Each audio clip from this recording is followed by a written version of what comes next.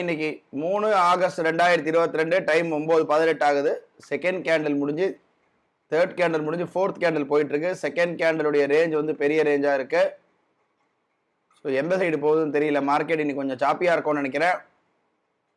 கொஞ்சம் வெயிட் பண்ணி பார்ப்போம். நேரம் சரியா 9:31 ஆகுது. இப்போ நம்ம பார்க்குறோம் கரெக்டாக செல் சிக்னல் வந்திருக்கு. செல் சிக்னல் வந்த உடனே ரோபோவில் புட் ஆப்ஷன் எடுத்திருக்கு. எம்டிஎம் பார்க்குறோம். எம்டிஎம் வந்து 37,900 புட் ஆப்ஷன் எடுத்திருக்கு. எம்டிஎம் பார்க்குறோம் 190 220 ரூபா கிட்ட வந்து நமக்கு ப்ராஃபிட் இருக்கு.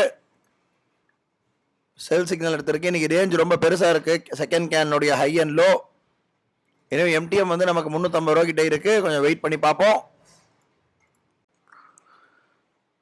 நேரம் பார்க்குறோம் சரியா 3:42 ஆகுது. ஆக்சுவலாக பார்த்தீங்கன்னா காத்தால செல்லு கொடுத்த ஒரே செல்லு தான். மார்க்கெட் முடிகிற வரையும் ஒரே செல்லு தான் இருந்தது.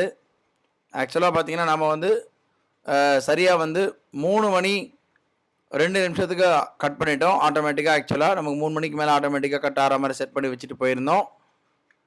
ஆட்டோமேட்டிக்காக இப்போ பார்த்தீங்கன்னா நமக்கு வந்து இன்றைக்கி வந்து 1760 ரூபா கிட்ட எம்டிஎம் வந்து மைனஸில் இருக்குது. இன்றைக்கி ஒரே கால் தான். ஆக்சுவலாக இன்றைக்கி பார்த்தீங்கன்னா டைம் டிகேனால தான் இந்த லாஸ் ஆச்சு.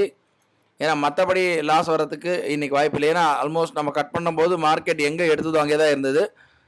கரெக்டாக 3:02 டைம் டிகேனால நமக்கு இன்றைக்கி வந்து ஒரு 1700 ரூபா கிட்ட எம்டிஎம் மைனஸில் இருக்குது. இதோட வந்து நாளை வந்து ஒரு புது ட்ரேடில் சந்திக்கலாம். நன்றி, வணக்கம்.